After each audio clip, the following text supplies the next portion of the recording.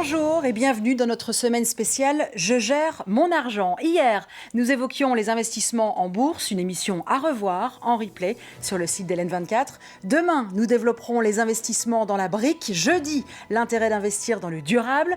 Vendredi, place aux investissements alternatifs. Et aujourd'hui, à l'ordre du jour, la retraite. Comment, pourquoi et quand faut-il préparer sa retraite? Adrien Biquet, gestionnaire patrimonial chez Degroof Petercam, est avec nous sur ce plateau. Patrick Cowert, CEO de FEPRABEL, la Fédération des courtiers en assurance. Et Michel Wurtz, directeur FEDIPLUS, organisme spécialisé dans la gestion des fins de carrière. Bonjour messieurs. Bonjour. Je suis bien entourée. Bonjour. On va développer cette thématique aujourd'hui. Avant d'en parler en plateau, on regarde tout de suite le reportage de Romain Maillet. Lorsque l'on arrive à l'âge de la retraite, notre pension légale peut être assez faible. Le montant correspondra à environ 60% du dernier salaire.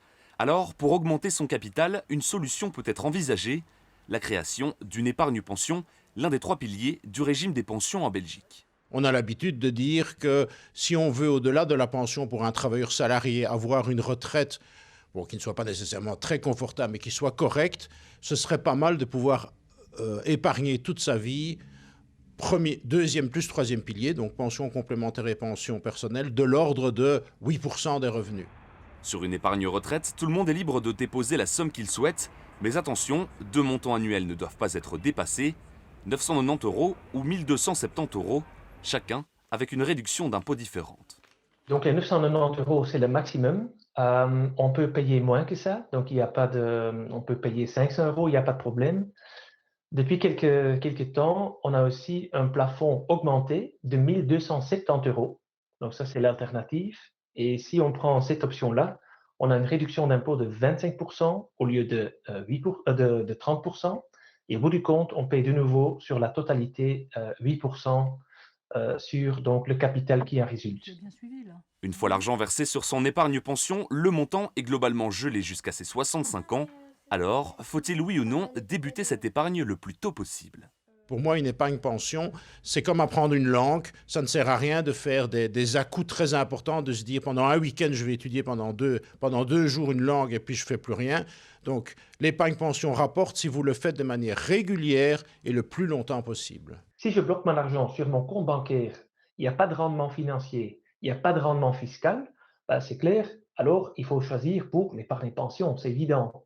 S'il y en a d'autres investissements, achat d'une maison, un investissement pour un deuxième appartement qu'on va louer, etc., il faut comparer les deux scénarios et surtout pas oublier qu'il y a donc le caractère illiquide d'un produit pension. La création d'une épargne pension peut donc dépendre de son projet de vie. Si on souhaite investir dans un bien immobilier dans un futur proche par exemple, ou si au contraire, cet argent est destiné à stagner sur un compte épargne. Un reportage très riche. Adrien, revenons peut-être d'abord pour commencer avec un état des lieux et ces fameux 4 piliers qui déterminent tout en fait. Tout à fait.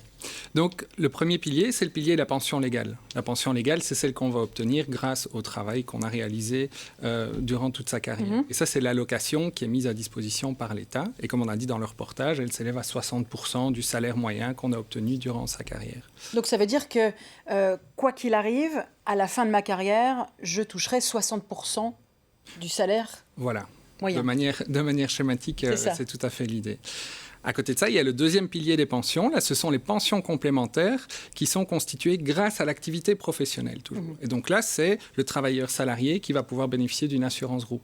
Ou alors un travailleur indépendant, il va avoir son contrat de PLCI, sa pension libre complémentaire pour indépendant, ou alors un engagement individuel de pension. Et là, ce sont des cotisations annuelles qui vont être versées par l'employeur ou par l'indépendant dans un contrat d'assurance qui sera libéré au moment de la prise de pension légale.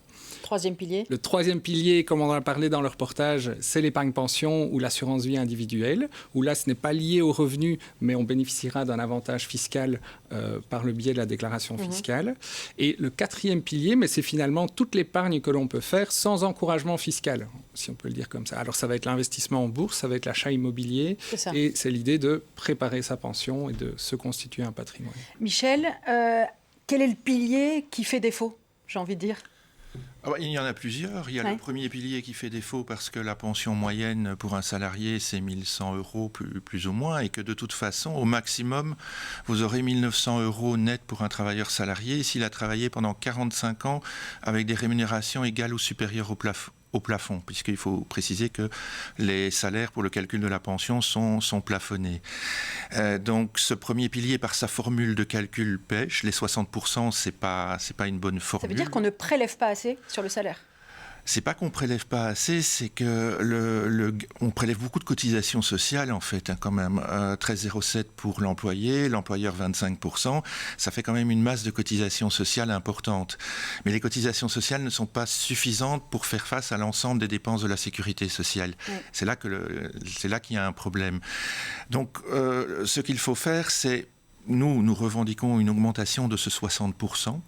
Qui devrait peut-être aller vers 75% des salaires sur toute la carrière, pour avoir une formule de calcul plus proche de celle de la pension des fonctionnaires. Et alors, le deuxième pilier, l'assurance de groupe, est très inégalitaire dans la mesure où il y a certains plans de pension complémentaires qui ont commencé récemment. Et donc, forcément, il n'y a pas encore beaucoup de réserves dedans. Et par ailleurs, si on cotise à 1% de son salaire, même pendant 40 ou 45 ans, vous n'allez pas avoir une pension complémentaire très élevée. Il faudrait, comme on a dit dans le reportage, cotiser de 6 à 8% en fait, dans le cadre du deuxième pilier. Donc il faudrait élargir le deuxième pilier aussi. Mais ça, c'est une réalité, une possibilité ou du rêve ? C'est une possibilité si on s'en donne les moyens, notamment dans les conventions collectives de travail, puisqu'il y a un certain nombre de pensions complémentaires qui sont sectorielles. L'objectif du gouvernement est encore modeste, puisqu'on veut arriver à des cotisations de 3%. Bon, c'était déjà l'objectif du gouvernement précédent, qui n'est pas atteint pour le moment, donc 3% de cotisation. Donc il faut persévérer là-dedans, il faut faire du en même temps, c'est-à-dire il faut développer le deuxième pilier, mais pas oublier que le premier pilier est quand même le socle le plus solidaire pour l'ensemble des citoyens. On a l'impression finalement, Patrick, que pour préparer le mieux possible sa retraite, il faut travailler. Oui, ça, certainement, il faut travailler, mais ce qu'il faut surtout, et le plus longtemps possible, mais il faut surtout cotiser, que ce soit dans n'importe quel pilier. Je pense qu'il faut cotiser. Pierre de Volder l'a dit, il faut cotiser depuis longtemps et un peu plus que ce qu'on fait habituellement. Mais ce qu'il faut surtout, c'est utiliser au mieux les aspects fiscaux et les aspects sociaux des produits. Oui. Donc ça, c'est important puisque dans tout ce qui a été évoqué et dans chaque pilier, on a des produits différents. Est-ce qu'il faut favoriser d'abord la PLCI, la PLCIS, avant le IP? Tout ça, c'est un calcul complexe. Comment on décide? Mais ça, je crois qu'il faut être conseillé. Il faut être conseillé. Il faut vraiment avoir quelqu'un qui regarde le profil, qui fait l'analyse complète et qui fait l'analyse complète qui dépasse. On a parlé de bourse, on a parlé de patrimoine. Vous n'allez pas gérer la pension de quelqu'un qui a une dizaine d'immeubles. Il n'a pas les mêmes besoins. Donc, je veux dire, il faut tenir compte de l'ensemble de la personne, de sa situation familiale, de la succession éventuelle, parce qu'il y a des tas d'implications. Je veux dire, la gestion patrimoniale, elle est beaucoup plus large que ça. Donc, ça demande... D'abord, c'est très complexe. Je crois qu'on l'a vu, vous l'avez entendu. C'est très complexe. Il y a non seulement tous les aspects fiscaux et sociaux à vraiment utiliser le plus possible, on l'a dit.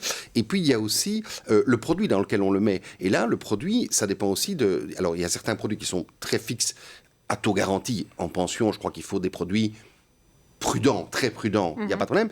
Mais ce n'est pas nécessairement le cas. On peut aussi s'adapter. Il y a des gens qui ont plus un appétit au risque. Oui. Donc, il faut non seulement... Il y a la théorie.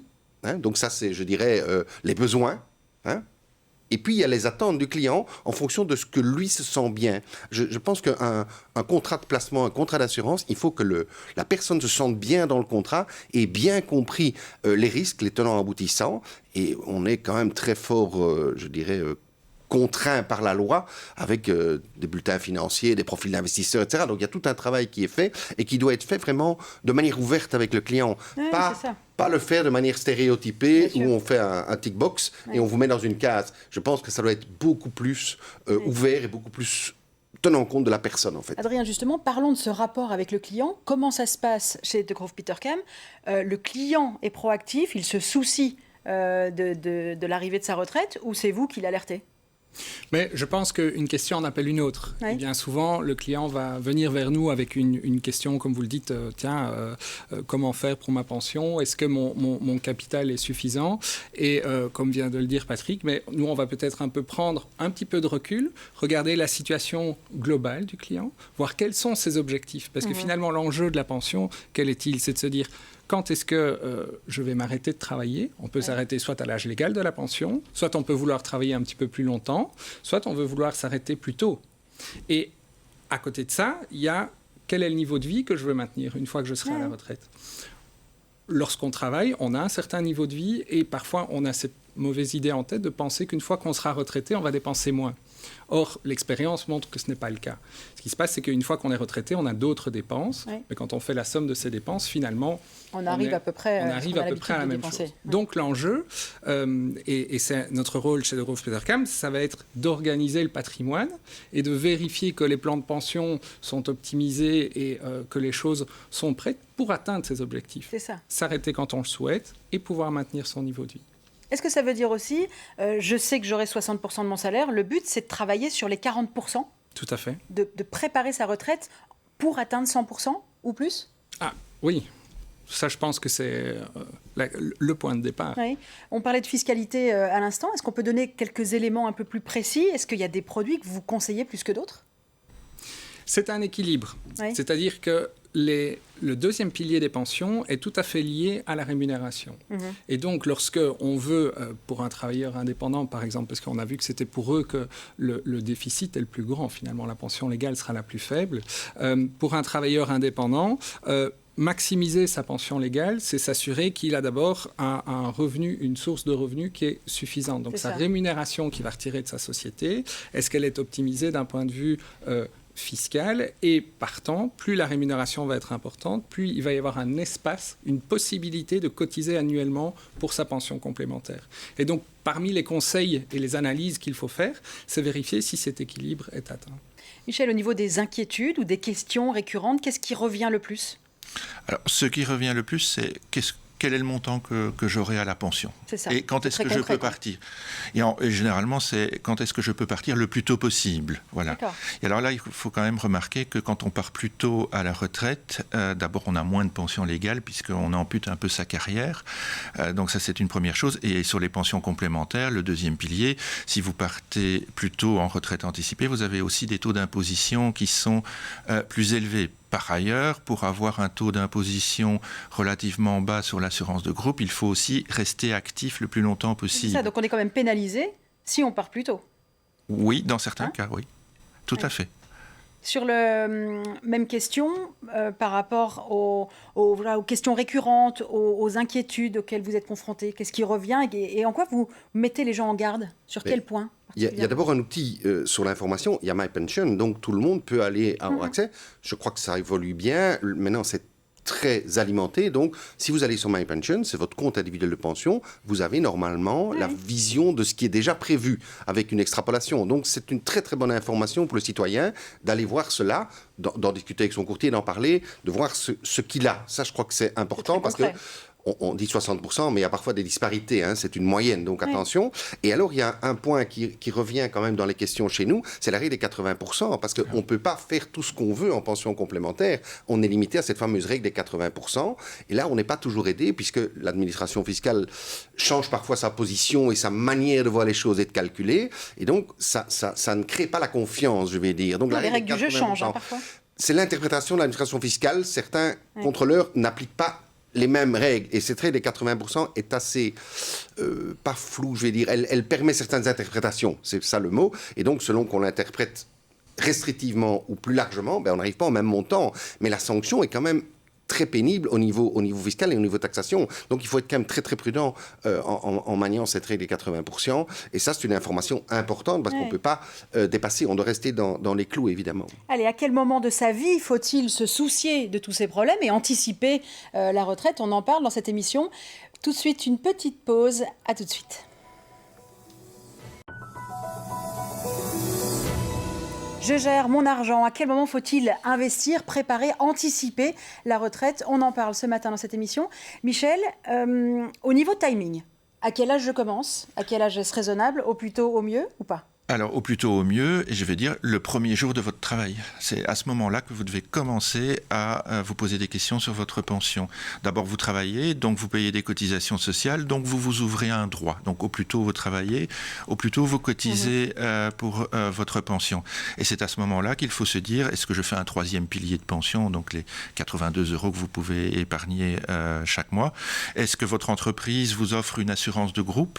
Et si vous vous lancez comme indépendant, faites tout de suite une PLCI. Donc, c'est vraiment au premier jour, puisqu'il faut voir, que ce soit pour la pension légale ou la pension complémentaire, il faut voir ça à long terme.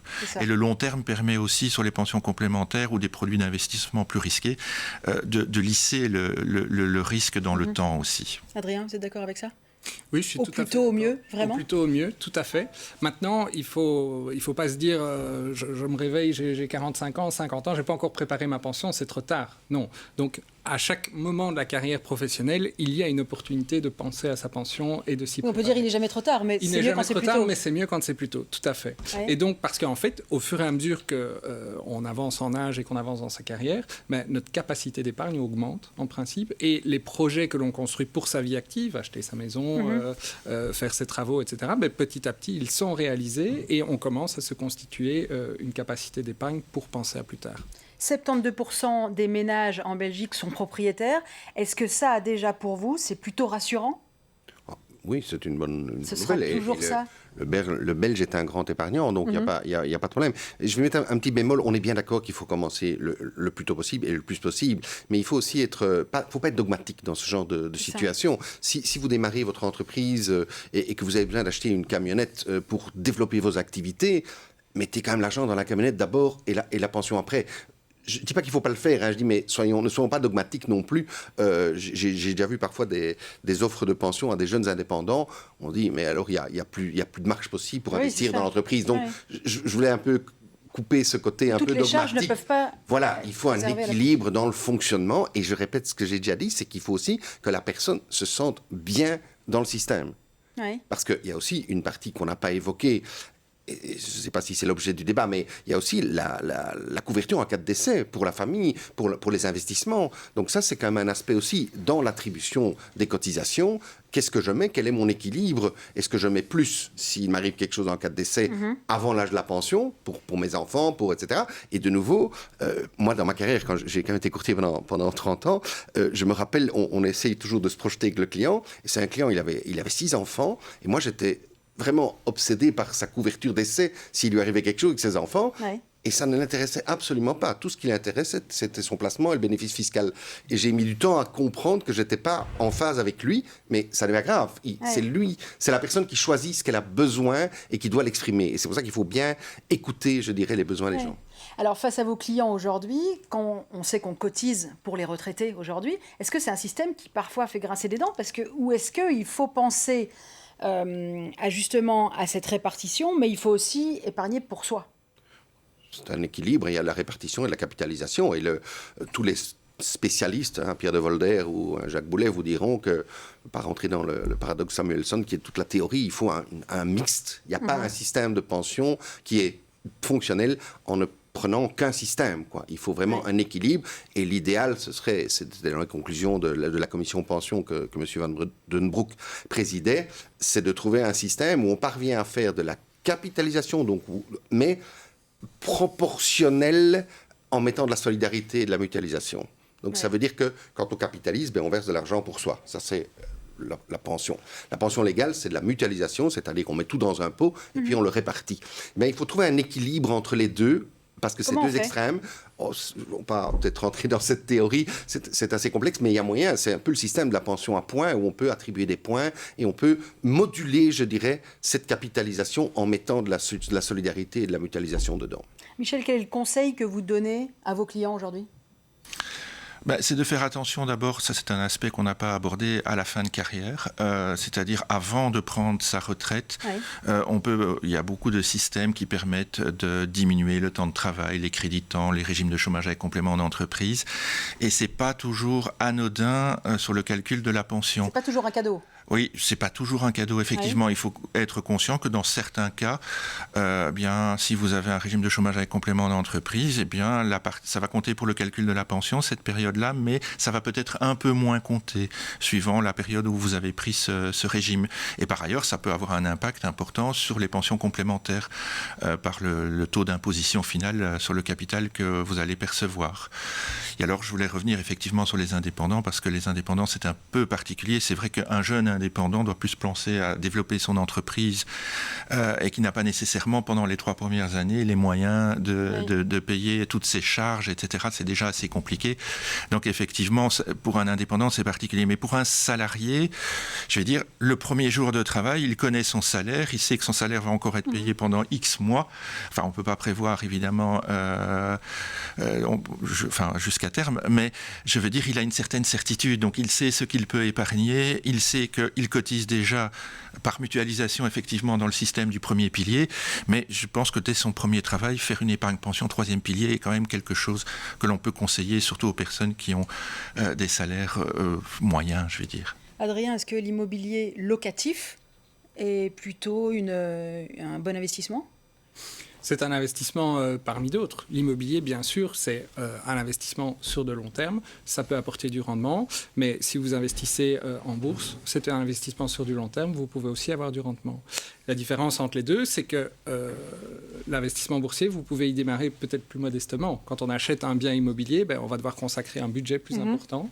Maintenant, chaque situation a ses avantages et ses inconvénients. On dit généralement, l'immobilier, oui, il peut résister aux crises, mais sauf le jour où la crise porte sur l'immobilier. Donc, l'investissement pour la pension, c'est vraiment une perspective de long terme. Et là, je pense qu'on a plusieurs possibilités qui s'offrent à nous en fonction de la conviction que l'on a. Mais tout bêtement, sur l'immobilier locatif, on a le droit de savoir si c'est plus intéressant peut-être fiscalement d'investir dans du neuf, dans du vieux. Est-ce que c'est des questions aussi auxquelles vous êtes confrontés ? Je pense que c'est plus des opportunités. Je pense que l'immobilier peut être rentable, ça dépend. La valeur des biens est assez fluctuante, la qualité des locataires est fluctuante. Donc je dis, je n'ai pas dit qu'il y a une question de chance, mais une question d'opportunité et de gestion. Si vous avez un bien, on peut parfois acheter un bien très bon marché pour des raisons que la personne doit vendre vite. C'est une opportunité, saisissons-la. Par contre, il y a des biens qui sont vendus parfois fort cher et qui vont encore prendre de la plus-value. Donc, je veux dire, c'est un travail à long terme. Mais au niveau placement et au niveau pension, je veux dire, parce que c'est du placement, il y a 3 critères. Vous dessinez un triangle et vous mettez à chaque pointe du triangle un critère à choisir. Il y a la liquidité, il y a la sécurité et il y a le rendement. Et vous devez vous trouver dans le triangle et vous vous situez avec votre petit curseur où vous voulez être. C'est ça. Et donc, c'est ça l'indicateur de ce que vous avez besoin. Et on voit mathématiquement qu'au plus on augmente le rendement, au plus on diminue la sécurité. Il n'y a pas de miracle. Il n'y a pas le placement miracle, que ce soit de l'immobilier, de la bourse et même de l'assurance. Vous n'êtes pas au sommet de mon triangle, vous ne savez pas être aux 3 sommets en même temps. Et donc, quand on a ça en tête, je faisais souvent ça avec mes clients, je dessinais le triangle, je disais, voilà, vous voulez vous situer où ? Et alors, je voyais qu'ils disaient, oui, mais ils ont du mal à répondre, j'imagine. Je veux du rendement. Oui, mais si vous montez le curseur vers le rendement, vous diminuez la sécurité. Ah non, je veux de la sécurité. Situez où vous situez. Et ça, c'est l'explication pour que les gens perçoivent bien. Et ça, c'est le rôle d'un conseiller qui vraiment le met dans la situation et ne vende pas que le rendement ou ne vende pas que la sécurité. C'est un équilibre entre les deux. Où il faut diversifier ? Il faut diversifier, oui, bien entendu. Il faut sûrement diversifier. Ça, je pense que ça, c'est indispensable de diversifier. Il faut avoir un panel de placement. Je pense que quelqu'un qui est tout en immobilier ou quelqu'un qui est tout en bourse, c'est pas une bonne chose. Et vous parliez de ce fameux triangle et de ces questions. Est-ce que, lors de vos rendez-vous, vous vous rendez compte que c'est pas facile de se fixer et de savoir ce qu'on voudra dans 20 ans ? Non, c'est pas facile, ça c'est clair. Mais c'est votre rôle de les guider. Bien sûr, c'est le rôle de guider, de bien donner surtout de l'information. On ne va pas choisir pour le client. C'est le client qui fait son choix final. Mais pour qu'il choisisse, il faut qu'il ait eu toute l'information complète. Et ici, je dirais, on n'a pas encore parlé des produits, parce que dans tout cet emballage, vous avez encore des produits différents. En assurance, dans la branche 21, la branche 23, et encore là-dedans, il y a des fonds. Et en plus, une branche 23, c'est un fonds de placement qui est dans un emballage d'assurance. Pourquoi le mettre dans un emballage d'assurance ou le mettre bêtement en fonds, simplement dans un fonds de placement? Ça a des implications différentes. Un contrat d'assurance est un outil juridique qui permet de faire des choses. Parce que dans un contrat d'assurance, on a 3 éléments qu'on n'a pas sur un compte titre. On a un preneur d'assurance qui est propriétaire du contrat, on a une tête assurée, et on a un bénéficiaire, soit en cas de vie, soit en cas de décès. Ces 3 éléments-là sont très très importants et ça permet vraiment de moduler et de faire du sur-mesure en tenant compte de cela. On reste dans cette thématique « Je gère mon argent » toute cette semaine. On se quitte juste le temps d'une page de pub. À tout de suite. Dernière partie de cette émission. Michel, est-ce que la digitalisation a changé la donne ? Ah, certainement. Aujourd'hui, vous pouvez vous connecter avec votre carte d'identité sur MyPension et vous avez un aperçu de vos pensions de travailleurs salariés et d'indépendants. Oui. Et aussi du système. On a facilité. Donc c'est vraiment facile. Et vous avez aussi le volet pension complémentaire. Maintenant, ça c'est une chose. Après, il faut encore savoir interpréter ce qu'il y a sur MyPension et bien analyser les données. La projection qui est faite généralement sur MyPension, enfin toujours, c'est une projection si tout reste pareil, à la fois dans les données encodées et pour le futur. Bien Donc sûr. Il faut conserver son emploi, il faut conserver son salaire et conserver son statut jusqu'à l'âge légal de la pension et éventuellement une retraite anticipée. Donc la première chose à faire, effectivement, c'est de faire le bilan carrière en allant sur MyPension et voir après toutes les possibilités qui s'offrent à vous en matière de fin de carrière. C'est ça. Adrien, est-ce que le système des pensions évolue ? Peut encore évoluer, vous devez être vigilant aussi par rapport, pour ne pas décevoir vos clients ? Non, alors ce n'est pas la question de décevoir les clients, mais je pense qu'effectivement, le système des pensions évolue puisqu'on a cet enjeu qui est surtout au niveau de l'État, c'est de pouvoir assurer le financement des pensions pour tout le monde et le plus longtemps possible. Et on constate qu'il y a un problème et c'est ce problème de financement qui amène les réformes. Et face aux réformes, nous, on doit informer nos clients, comme on le disait tout à l'heure, et pouvoir s'adapter. Mais je pense que toute la question des pensions, c'est une question de confiance, un contrat de confiance c'est exactement ça. Entre l'État et le citoyen. Et ce contrat, l'État apporte sa part en finançant les pensions légales, mais le citoyen doit comprendre qu'il doit aussi contribuer par le biais de la pension complémentaire, par le biais de son épargne, de ses investissements, pour pouvoir atteindre ses objectifs et financer son niveau de vie une fois à la retraite. Patrick, vous êtes d'accord avec ça ? Oui, tout à fait, mais je pense que on est dans un monde qui, je ne veux pas dire qui bricole, mais qui ne remet pas les choses à plat et à zéro. C'est un peu de la philosophie, je vais faire. C'est pas de la politique, mais je pense qu'on a bâti un système de sécurité sociale en 1945, après la guerre, sur rien. On a rebâti un système. Il n'a jamais été revu. Et qu'est-ce qu'on fait actuellement au niveau politique ? Et c'est humain, ce n'est pas vraiment une critique. On bricole, on réajuste, on bouge, mais on n'a pas un moyen, et on crée la CPTI, on crée ceci, et on crée cela, et on en crée, et on rajoute chaque fois ou des rustines, des petits blocs, et même pas ajustés. Je pense qu'il faudrait, à un moment donné, avoir le courage politique, et de le faire sans un cataclysme comme la dernière guerre mondiale, évidemment, parce que c'est pas ça que je veux dire, mais de pouvoir tout mettre à zéro, et dire, voilà, on met tout à zéro, et on réfléchit au système idéal. On bâtit à partir de rien. C'est impossible, c'est une utopie. Mais je pense que ça permettrait d'avoir plus de cohérence et plus de confiance que maintenant des rustines. Alors on voit que selon la couleur politique du ministre des Pensions, ça change. On voit qu'on a une commission des pensions qui a très bien travaillé. On a vu Pierre de Volder, là, qui a fait un travail remarquable. On n'en tient pas tout à fait compte parce qu'il n'y a pas de courage politique, parce qu'on est en train de bricoler de demi-mesure et on n'a pas le courage politique de prendre une position qui permettrait de repartir, je dirais, pas à zéro, mais de repartir dans un système qui a été complètement revu. Et alors on voit qu'on ajoute une petite taxe, puis on, et chaque fois ça a des impacts, comme vous dites, à long terme, on fait une taxe et puis on en voit les conséquences plus tard. Donc on n'a pas une vision globale, et je crois que, je répète que c'est une utopie, mais on peut quand même de temps en temps un peu rêver. On est loin du système idéal, exactement. Matin, voilà. On termine sur des conseils très concrets à nos téléspectateurs. Adrien, s'il faut un peu alerter les gens et les faire se réveiller, les faire se pencher sur la problématique de la retraite, attention, pour ne pas devoir vous démunir trop vite un jour, que faut-il faire aujourd'hui ? Moi, j'irai voir mon conseiller. J'ai 65 ans, j'ai rien épargné. Là, c'est peut-être un peu tard.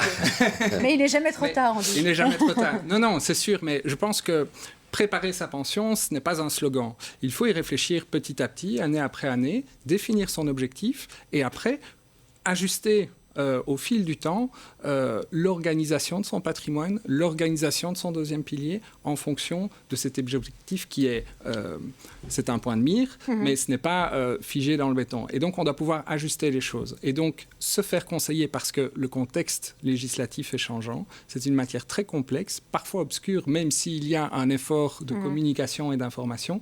Donc, on a besoin d'être entouré et de se faire conseiller pour planifier sa pension. Michel, il faut anticiper pour un jour pouvoir diminuer ses charges. C'est un des conseils qu'on peut donner ? Oui, c'est un des conseils, je suis d'accord aussi avec ce que vous avez dit, mais je vais dire, là, dans le futur proche, je pense qu'il faut quand même être attentif à la future réforme des pensions qui est annoncée pour septembre. Alors, on a beaucoup d'inquiétudes, beaucoup d'espoir aussi, donc ça dépend un peu de sur quel pied. Qu'est-ce qu'on peut imaginer ? L'espoir, ce serait peut-être, pour nous en tout cas, une amélioration de la formule de calcul du premier pilier de pension, donc les fameux 60% en moyenne sur 45 ans. Donc là, pour arriver aux 70, 75 ? Voilà, éventuellement. Donc ça, c'est une piste. Alors bon, il y a la pension à 1 500 € qui semble aussi acquise à la fin de cette législature, mais il faut être très attentif à la problématique du financement de tout cela et voir comment on va faire, surtout avec la crise Covid, qui a un impact sur la sécurité sociale que l'on n'a probablement pas encore évalué. Donc là, on peut aussi avoir des inquiétudes. Et les modifications des régimes sociaux et fiscaux sur les deuxième et troisième piliers sont des choses qui sont dans l'air. Et donc là, on est vraiment attentif à cela, à la fois pour protéger le citoyen et pour défendre ses droits dans le futur. Patrick, vous êtes confiant sur cette réforme des pensions ? On verra, on verra quand les textes seront là et on travaille là-dessus. Il y a des choses qu'il faut éviter et on l'a dit tout à l'heure, c'est une question de confiance. Donc c'est un peu paradoxal par rapport à ce que je viens de dire, qu'il faudrait tout revoir et en même temps il y a une confiance dans la durée. Donc ça veut dire qu'on ne peut pas enlever des droits acquis, comme on dit, parce que on ne peut pas tromper le citoyen, donc ça c'est important. Et donc c'est difficile de réformer parce que la manne n'est pas éternelle, il faut financer ça. Et donc quand on diminue quelque chose, enfin quand on veut augmenter quelque chose, il faut diminuer ailleurs. Et donc c'est très compliqué. Donc politiquement, c'est pas évident à faire, mais je pense que la confiance est le plus important. Il faut, et surtout, beaucoup expliquer. Moi, j'entends souvent des slogans, j'entends souvent des choses comme ça. On le disait en préparant l'émission, l'âge de la pension, c'est un tabou. Il a évolué. Mais je rappelle que quand Bismarck a fait les pensions, on a fixé 65 ans pour être sûr que tout le monde soit mort et qu'on ne doit jamais payer de pension. Maintenant, la moyenne de vie, elle est passée 80 et on est toujours à 65 ans de pension. Il faut le payer, c'est tout, ça n'est pas grave. Mais il faut se rendre compte qu'on ne peut pas réfléchir aujourd'hui avec les idées d'antan. Il faut les faire évoluer. Et donc, je suis étonné que cette levée de bouclier sur l'âge de la pension a été tellement symbolique. Parce que économiquement et humainement, tout le monde sait que l'espérance de vie a fortement évolué. Donc ça n'est pas compliqué à expliquer aux citoyens. Mais ça veut dire aussi changer les règles du jeu. Ça veut dire évidemment changer les règles du jeu, mais je pense quand même qu'il y a beaucoup de citoyens, et j'en connais quand même dans mon entourage, puisque j'ai quand même un certain âge, qui doivent prendre leur pension parce qu'ils sont dans une entreprise qui a des règles, et qui ont quand même envie de continuer à travailler. Donc je pense que l'accommodement, et je crois que vous rejoignez, l'accommodement de la prise de pension, il y a eu des avancées sur la non-pénalisation de la prise de pension quand on continue à travailler. Je pense qu'il faudrait trouver un système d'accommodement de fin de carrière professionnelle beaucoup plus souple qui s'étale de 65 à 75 ans et qui permette à quelqu'un de quitter son emploi, mais en douceur et pas... On arrête à 65 ans, est-ce que ça... Parce que soit à 65 ans moins un jour, on n'est plus du tout dans le coup et on aurait dû arrêter plus tôt, soit pourquoi à 65 ans et un jour, on n'est plus capable de rien faire. C'est pas comme ça que ça se passe, la vie. Et donc ce côté couperet est un peu dommage dans la société. Il faudrait trouver des méthodes beaucoup plus imaginatives pour accompagner la sortie du travail et permettre de lisser. Ça permettrait de lisser aussi les cotisations, les revenus, etc. Donc je pense qu'il faudrait faire preuve peut-être de plus d'imagination au niveau de nos hommes politiques. Michel, est-ce que le viager est une formule à la mode ? C'est une formule qui se développe effectivement, mais le tout est de diversifier ses placements. Il faut peut-être faire de l'immobilier locatif, comme vous avez dit tout à l'heure. Le viager peut être une solution. Il faut bien connaître le montant de pension légale que vous allez avoir, et ça, on peut facilement le déterminer. Et puis, il faut faire des placements, si vous en avez les moyens, avec les divers produits qui existent et qui sont ici représentés autour de la table. Donc, voilà. Mais oui, le viager peut être une solution, mais il faut bien peser la situation, il faut bien voir sa situation familiale. Si vous avez des enfants, pas d'enfants, quel est votre contrat de mariage, enfin bon, tout ça intervient, et c'est vrai que là, il faut un panel de conseillers, je vais dire, ça peut être aussi un notaire, ça peut être un conseiller financier, ça peut être nous chez Fidiplus pour certaines parties. Donc, il faut bien se renseigner avant de se lancer dans ce genre de choses. Mais le maître mot, c'est la diversité, effectivement. Patrick, c'est ce que vous disiez tout à l'heure. Bien scanner sa situation. Ça, c'est vraiment le point de départ. On peut dire ça à nos téléspectateurs qui nous regardent aujourd'hui. C'est le point de départ pour quelqu'un qui ne s'est pas encore tourné vers cette problématique. C'est d'abord, qui suis-je? Qu'est-ce que je veux pour demain? Et ça, c'est pas facile, parce qu'on ne se pose pas ces questions naturellement. C'est le rôle du conseiller qui a la confiance, qui est proche, quand il est proche de son client, et donc il peut faire ressortir cela. Ça, c'est son rôle. C'est faire sortir ce que la personne a vraiment envie. Parce que souvent, on vous dit « Ah, moi, je veux une pension. » Oui, mais c'est pas suffisant. Ou moi, je veux être assuré. Mais quoi? Quel est le risque? Qu'est-ce que vous avez besoin? Et donc, ça, c'est le rôle vraiment de faire sortir, de bien écouter, et puis, une fois qu'on a compris, de donner la solution, ou les solutions, parce qu'il n'y en a généralement pas qu'une. Adrien, est-ce que, justement, on parle de solutions, est-ce que une des voies serait peut-être de commencer à penser à sa retraite beaucoup plus tôt, très jeune? Oui, mais comme on l'a dit tout à l'heure, il faut aussi, quand on démarre sa carrière, ne pas penser qu'à sa retraite, on doit aussi penser à vivre. Donc est-ce qu'on y pense trop tard, en général? Je pense qu'on commence à y penser au moment où on a un petit peu trop d'épargne. Et on se dit, mais tiens, maintenant, je vois que les choses évoluent bien, mais tiens, je penserais bien à ma pension. Et si on pouvait anticiper ce moment-là de quelques années, eh bien, c'est ça de gagner, finalement, pour sa retraite. Et donc, c'est vraiment réfléchir à cela petit à petit, en fonction du temps, et ajuster son objectif au fil du temps. Et comme on l'a très bien dit, ben voilà, le rôle du client, c'est d'exprimer son souhait, ses ambitions. Notre rôle à nous, c'est de partager notre expertise et d'accompagner le client pour lui permettre d'arriver à son objectif finalement. Est-ce que le problème de l'autonomie peut parfois faire un peu trembler ou effrayer vos clients qui n'ont peut-être pas assez anticipé? Qu'est-ce que vous entendez par l'autonomie? De ne pas être autonome, d'avoir une perte d'autonomie, oui, d'indépendance. Ça, c'est des couvertures aussi. On sort de la pension, mais la dépendance est aussi une partie importante du panel. Et il y a des couvertures qui existent maintenant en matière de dépendance. Donc, on peut couvrir sa dépendance, qui est de quelle manière? C'est une assurance qui est proche d'une assurance, je dirais, hospitalisation, à part que ce n'est pas de l'hospitalisation, mais c'est de la dépendance, selon qu'on ne parvient plus à accomplir un certain nombre d'actes ménagers, etc., on a une indemnité, donc on cotise pour son assurance dépendance. Ça s'appelle ça. En Flandre, je pense qu'il y a un régime obligatoire. C'est pas encore très développé, mais ça va se développer de plus en plus, et je pense que c'est des produits qui existent, ça c'est clair. Et je voulais revenir à ce que vous disiez pour cotiser très jeune. Moi, je me rappelle quand j'étais petit, à l'école primaire, je recevais 5 francs ou 20 francs, je ne sais plus, belges, qu'on mettait sur un petit carnet de la caisse d'épargne que tout le monde avait. Et ça s'est perdu dans la privatisation de la caisse d'épargne. Et je ne suis pas, c'est pas une critique là-dessus, mais je trouve que pourquoi est-ce qu'on n'aiderait pas et qu'on ne sensibiliserait pas les enfants. Moi, j'étais très fier de mon petit carnet quand j'étais petit, que j'ai récupéré un jour par hasard parce qu'une grande banque... Oui, non, c'est le professeur, je crois, qui signait. et il y a une grande banque qui l'a repris un jour. Tout à coup, j'ai vu arriver quelques centaines d'euros parce que cette grande banque qui l'a repris avait centralisé les comptes et avait toujours un carnet d'épargne à mon nom qui traînait de quand j'étais petit. Je dis, mais donc...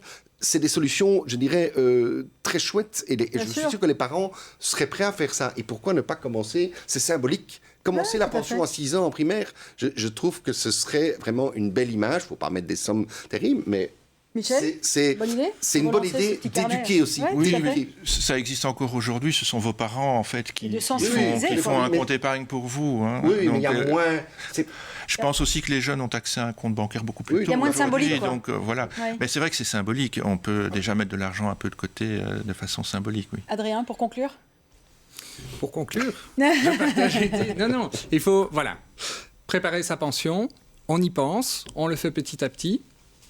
Et il y a de plus en plus de possibilités sur les marchés pour investir se faire conseiller. Et je pense que le maître mot, c'est de ne pas laisser ça de côté. Et d'y penser régulièrement et d'aller trouver ses conseillers, ses experts pour... Merci messieurs, merci d'avoir Merci participé à à vous. cette émission. Merci à vous. Je gère mon argent, ça continue. À demain. En attendant, l'info continue, évidemment, sur LN24.